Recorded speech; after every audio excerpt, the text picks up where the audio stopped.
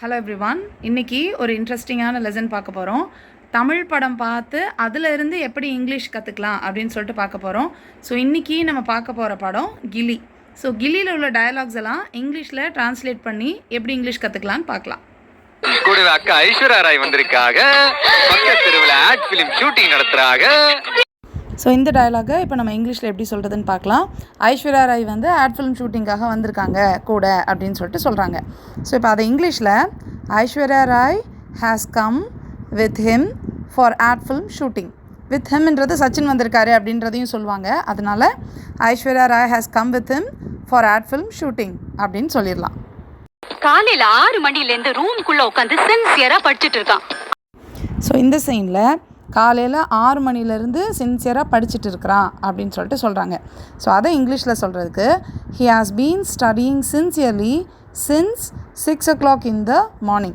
காலையிலேருந்து இப்போ வரைக்கும் படிச்சுட்ருக்கிறான் அப்படின்னு சொல்கிறதுனால ஹி ஹாஸ் பீன் ஸ்டடியிங் அப்படின்னு சொல்லிட்டு சொல்கிறோம் நம்ம. இப்போ நெக்ஸ்ட் சீன் பார்க்கலாம்.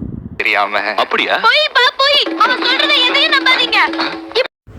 இந்த சீனில் போய் அவன் சொல்கிறத நம்பாதீங்க அப்படின்னு சொல்கிறத இங்கிலீஷில் சொல்கிறதுக்கு it's a lie, don't believe his words. It's a lie, don't believe his words அப்படின்னு சொல்லலாம். நெக்ஸ்ட் சீன் பார்க்கலாம். இந்த சீனில் எங்களை தெருவாக அலைய விட்டுட்டான் அப்படின்னு சொல்கிறத இங்கிலீஷில் he made us roam in the streets.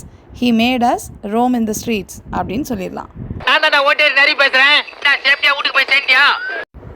இந்த சீனில் சேஃப்டியாக வீட்டுக்கு போய் சேர்ந்துட்டியா அப்படின்னு கேட்குறதுக்கு இங்கிலீஷில் did you reach home safely.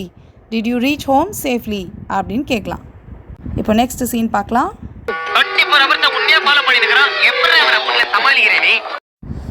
இந்த சீனில் 24 hours ஒன்னையே ஃபாலோ பண்ணிகிட்ருக்காங்க. வீட்டில் எப்படி நீ சமாளிக்கிற அப்படின்னு சொல்லிட்டு கேட்குறாங்க. ஸோ இதான் இங்கிலீஷில் he is trailing you 24 hours, how do you manage him at home அப்படின்னு சொல்லிட்டு கேட்கலாம். இதில் ட்ரெயிலிங் யூ அப்படின்றது நம்மளை 24 hours, அதாவது பின்தொடர்தல் அப்படின்ற அர்த்தத்தில் நம்ம இதில் எடுத்துக்கணும். So he is trailing you 24 hours, 24 மணி நேரமாக உன்னை பின்னாடி ஃபாலோ பண்ணிகிட்ருக்காங்க. How do you manage him at home, அவர் எப்படி நீ வீட்டில் சமாளிக்கிற. ஸோ இந்த மாதிரி இங்கிலீஷ் கற்றுக்கிட்டது உங்களுக்கு இன்ட்ரெஸ்டிங்காக இருந்திருக்கும்னு நினைக்கிறேன். இங்கிலீஷ் கற்றுக்கிற உங்கள் ஃப்ரெண்ட்ஸ் அண்ட் ஃபேமிலி மெம்பர்ஸ்க்கு இந்த வீடியோவை மறக்காமல் ஷேர் பண்ணுங்கள்.